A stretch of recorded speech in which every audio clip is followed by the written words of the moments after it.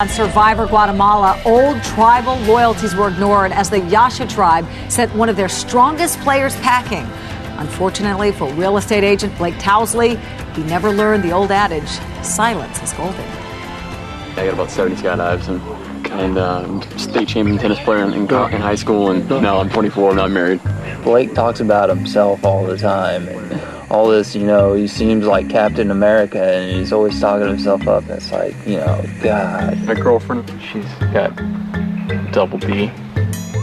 I have a new favorite game out here. It's called Bait Blake. I'm trying to make sure that he tells all his stories around people like Danny and Bobby John so they see what a moron Blake is. This is awesome. Yeah. Blake, the trap has spoken. It's time for you to go. Bye, guys.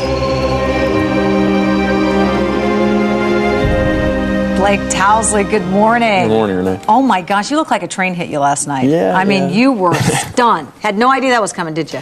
I completely got blindsided.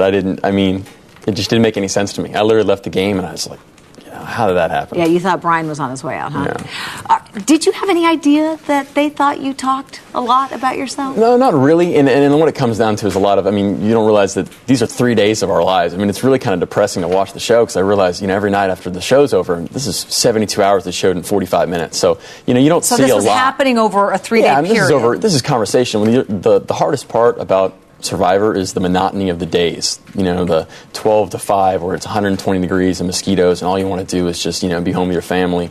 And, you trying to interact. It's like somebody talk to me. People just sit there and just complain. There's just nothing to do, so you're just talking just because just to break up the monotony. Just to, you don't have a TV, you don't have music. It's like somebody talk. And every once in a while somebody would do something entertaining. Amy would be swearing or something would happen that would be funny. A crocodile would come by and make conversation. But half the time it's just sitting around bored. So. Well, I think it was sort of some of the things you talked about. I mean, your girlfriend and, just some of the stuff I thought, wow.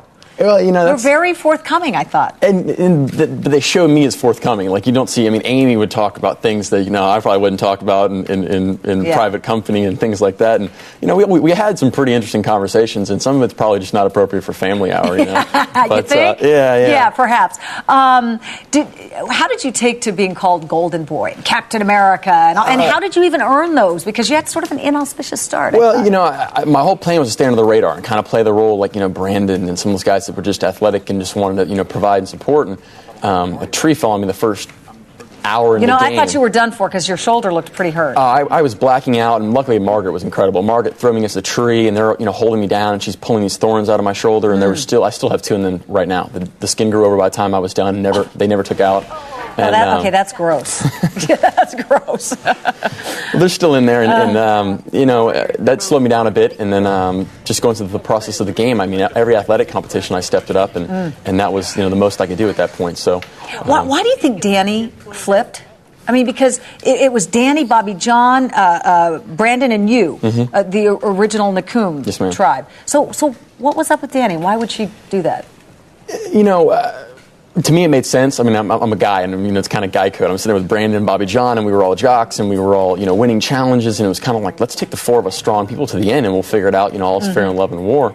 And it totally made sense to me, and I know I had Brandon to the end. Brandon supposedly was just devastated the next day, and Bobby John, I really know that he flipped at the very end. And to me, it didn't make any sense because I had talked previously with some former survivors, and they're like, it's all in the odds. Just play the side of the odds. And so it made perfect sense. And you see Brandon or Bobby John and I going to the bathroom together in the woods talking about it. I saw that too. And yes, young man. So is that you guys go together, and that's the kind, and men talk about women going to the bathroom together. And oh my gosh, I saw that. I thought too much already. All right, Blake Towsley, good to see you. Enjoyed the pulled pork sandwich that your mom said she was going to make for you. Good to see you. Thanks so much. Thanks, Renee.